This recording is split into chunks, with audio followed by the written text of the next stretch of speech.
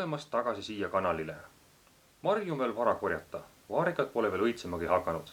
Aga selleks, et suvel ja sügisel saaki saada, tuleb vaarika taimedest aasta ringi hoolt kanda.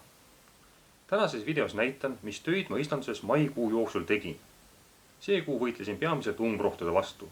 Rohisin peenraid ja katsin peenrad heinamultsiga. Multsimise kohta olen salvestanud õppevideo. Selle link on video kirjelduses. Head vaatamist!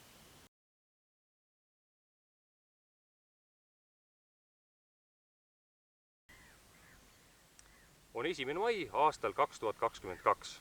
Lõpuks ometi on kevad kätte jõudnud. Pungad on puhkenud, vaarikad on lehes. Ja kahjuks mitte ainult vaarikad ei haljenda siin peenral, vaid siin haljendab igasugust umbrohtu. Võilille, ohakat, oraseina, osja. Kõik jätkub.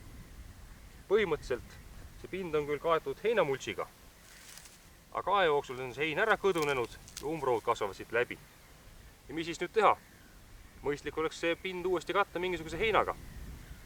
Ja heina mul õnneks on, sest möödunud suvel sai tehtud üks rõuk, eelkõige küll selle jaoks, et metsloomadel midagi talvel süüa oleks, aga kõiki nad talve jooksul ära ei söönud. Ja selle heina ma saangi siia maha laotada. Multsimise kohta olen ma ühe video varem juba teinud, kui huvi tunnete, siis vaadake.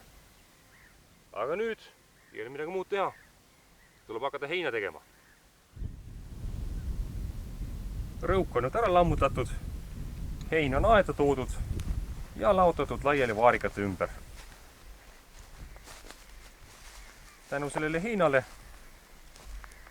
umbrohi jääb varju, ta ei suuda enam vaarikatega konkureerida, aga samas vaarikad, mis on kõrgemad, kasvavad sellest heinast kenasti läbi ja neid see hein ei sega. Pigem vastupidi, siis kui see hein ära kõduneb, saab sellest ka väetist natukene.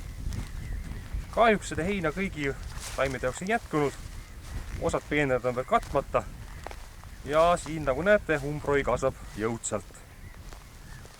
Aga pole hullu, suve jooksul kasvab peenrade vahel palju kõrget heina, selle saab maha niita ja samamoodi multsina laiali laotada.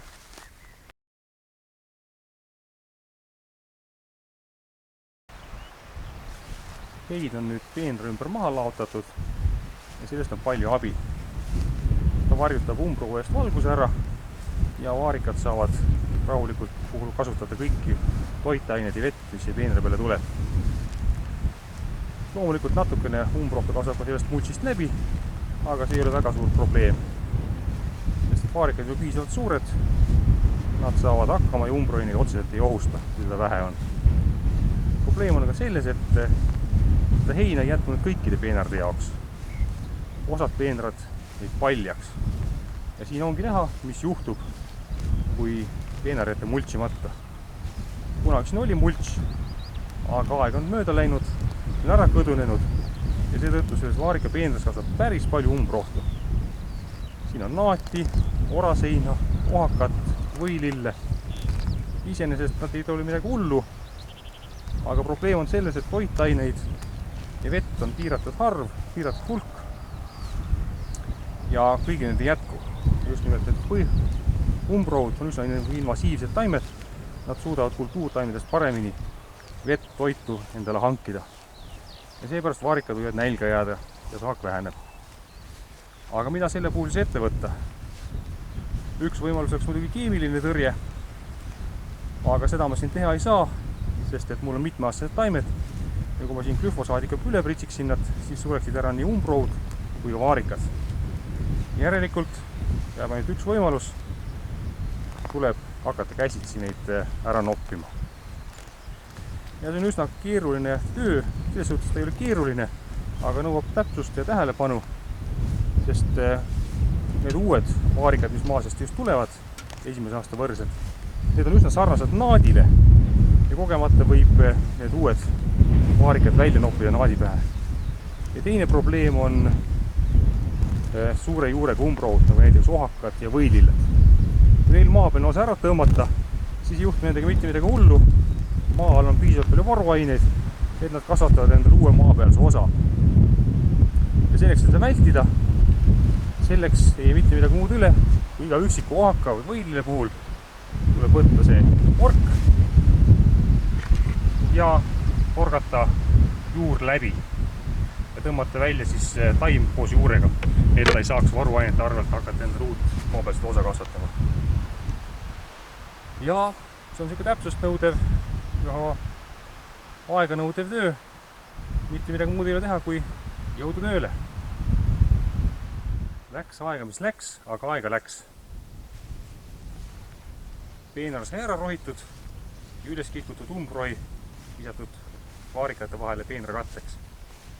Ei olnud iseenesest raske töö, aga võttis roppu moodi aega. Ühes tunnis jõudis ära teha kuskil 20 meetrit peenart. Mõelge vaid, see on ainult üks rohimine. Kui multsi ei oleks, siis tuleks kõiki peenraid rohid suve jooksul mitu korda. Kujutage ette, kui palju aega ja raha hakkab selle peale minema. Nii et kui te kunagi mõtlete, kas tasub vaarikatele panna multsi, kas siis kilemults, heinamults või midagi muud, see on mõtet selle peale oma aega ja raha kulutada, tasub küll. Sest see on hästi kulutatud aeg ja raha. Aga hakata suve mitu korda rohima tempos 20 meetrit tunnis, see on hirmus asi. Seda ei soovita mitte kellelegi. Õigupoolest olnuks maikuus veel palju teha. Aga kuna aega nappis, piirdusin kõigest rohimise ja multsimisega. Mis aga juunis toimuma hakkab, sellest on juba järgmine video. Kohtumiseni kuu aja pärast.